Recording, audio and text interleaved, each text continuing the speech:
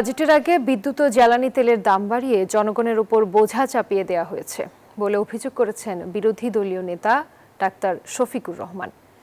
এর প্রতিবাদে বৃহস্পতিবার সারা দেশে বিক্ষোভ কর্মসূচি পালনের ডাক দেন তিনি। এদিকে ফ্যাসিস্ট কায়দায় ইসলামী ব্যাংক দখল করা হয়েছে অভিযোগ করে দাবি না মানলে গ্রাহকদের সাথে আন্দোলনে অংশ নেওয়ার হুঁশিয়ারিও দেন জামায়াত আমির।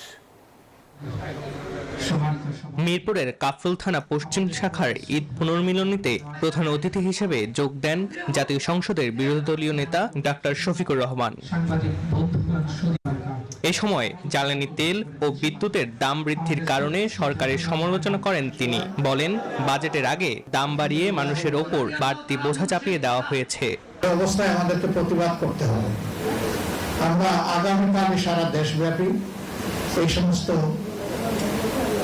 জ্বালানির মূল্য বৃদ্ধি এবং তার কারণে অব্যাহত দ্রব্যমূল্য বৃদ্ধির প্রতিবাদে ইনশাআল্লাহ আমরা কর্মসূচি পালন করব। হাসিনার মতো ফ্যাসিস্ট কায়দায় ইসলামী ব্যাংক দখল করা হয়েছে অভিযোগ করে বলেন, ইসলামী ব্যাংক রক্ষায় প্রয়োজনে গ্রাহকদের সাথে আন্দোলনে অংশ নেবেন তিনিও। বাংলাদেশ ব্যাংকে গভর্নর একজনকে বসিয়েছেন, তিনি নিজে ব্যাংকরাফট হয়ে গেলেন, ঋণ খেলাপি হয়ে গেলেন, এবং আপনারা দেখেছেন এখন যাকে চেয়ারম্যান হিসেবে ইসলামী ব্যাংকে দিয়েছেন তার নিজের আপন স্ত্রী ঋণ খেলাপি।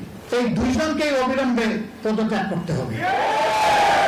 এছাড়া পশ্চিমবঙ্গে মুসলমানদের উপর জুলুমের প্রতিক্রিয়ায় বাংলাদেশে ভিন্ন ধর্মাবলম্বীদের সাথে কেউ প্রতিহিংসামূলক আচরণ করতে চাইলে কঠোরভাবে প্রতিরোধের হুঁশিয়ারি দেন তিনি। বাংলাদেশে যে কোনো একজন অন্য ধর্মের মানুষের একটা। মোহাম্মদ আবির কবির, নিউজ 24, ঢাকা।